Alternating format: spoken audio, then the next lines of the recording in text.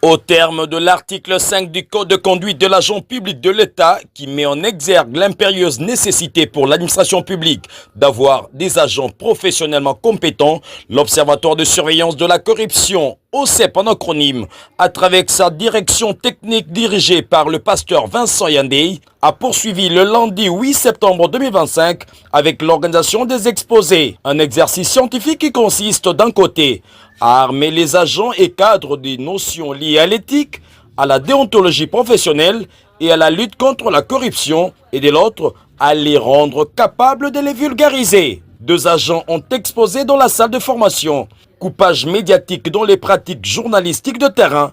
Cas de la ville-province de Kinshasa a été les sujets exposés par Patrick Kaluila. Sa gymnastique intellectuelle a consisté à démontrer comment le coupage constitue effectivement un antivaleur qu'il faille absolument combattre, mieux bannir dans l'exercice de ce métier afin de garantir le traitement, la diffusion ou la publication des informations dépourvues de toute partialité ou influence.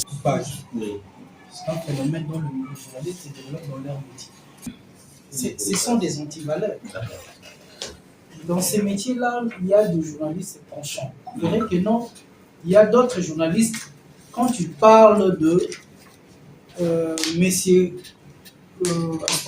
Moïse Katou, même dans des émissions, il parlera toujours monsieur Moïse Katou.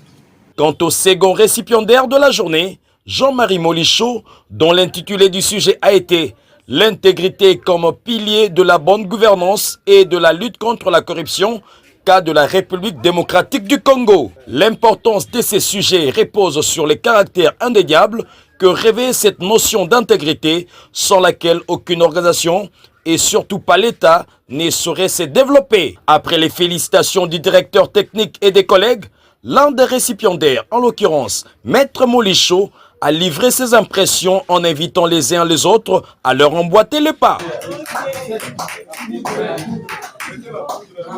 C'est un sentiment de fierté et c'est un privilège pour moi d'exposer devant mes chefs, les directeurs, les chefs de division et les collègues.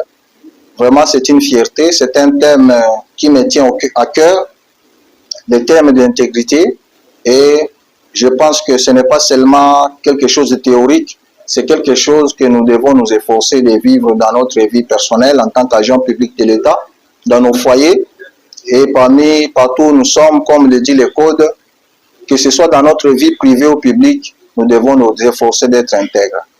Je pense que la peur est toujours là. Moi aussi, je m'inquiétais comment ça va se passer. Je suis un homme, mais j'ai pris mes courages et j'ai fait un effort pour donner le meilleur de moi-même. Et Dieu merci, c'est bien passé. Mais je pense qu'il faut toujours oser. Les échecs et les victoires, ça fait partie de la vie. Nous devons toujours oser. Il ne faut pas avoir peur d'exposer.